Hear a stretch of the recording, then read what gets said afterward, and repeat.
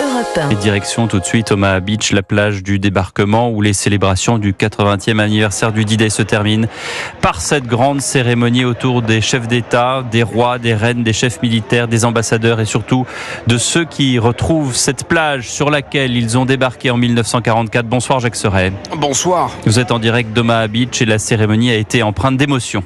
Oui, 25 chefs d'État et plus de 4000 personnes en tribune face à la Manche. Et ce silence lorsque les enfants de la maîtrise populaire de l'opéra comique interprètent le chant des partisans.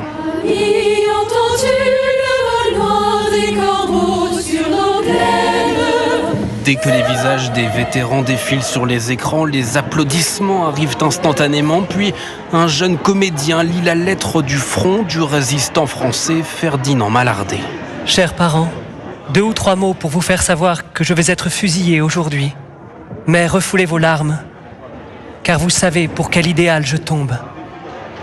L'ode à la joie, l'hymne européen résonne au-dessus du bruit des vagues et Emmanuel Macron monte à la tribune.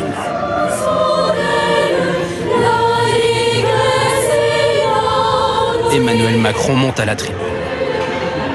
Merci. Merci au peuple ukrainien, à sa bravoure, à son goût de la liberté. Nous sommes là et nous ne faiblirons pas. Un discours très politique d'Emmanuel Macron et alors que le chef de l'État prononce ces mots, la patrouille de France lance le coup d'envoi du défilé aérien. Vladimir Poutine n'était pas là, mais Emmanuel Macron avait un message à lui adresser aujourd'hui.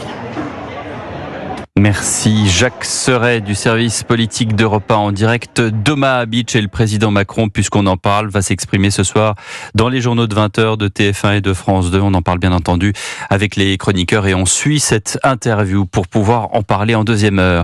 Moment particulièrement émouvant en début d'après-midi, celui où le moment a décoré plusieurs vétérans de la Légion d'honneur sous le regard ému de plusieurs invités. On a vu notamment les larmes de Tom Hanks qui avait incarné l'un d'eux dans un film de Steven Spielberg. Warren Goss, 99 ans, est l'un des premiers soldats américains à avoir débarqué en Normandie. Son objectif à l'époque, sécuriser la plage et préparer l'atterrissage des parachutistes. Il se souvient aussi de la première fois qu'il est revenu sur cette plage en famille. C'était des années après le débarquement du 6 juin 1944. Ça m'a fait beaucoup de bien, parce qu'au moment du débarquement, c'était un dépotoir, et quand je suis revenu, la plage était belle et propre. J'ai vu des hommes et des femmes se promener, qui se donnaient la main, et je me suis dit, c'est un pays libre de nouveau, et je remercie Dieu d'avoir pu aider. J'aime beaucoup les Français, ils m'ont beaucoup aidé. Je faisais des patrouilles derrière les lignes ennemies. C'était mon job de savoir combien ils étaient, où les troupes allemandes étaient positionnées. Et je me souviens de cette ferme et de 2 jeunes filles qui m'ont dit « Viens, viens, viens ».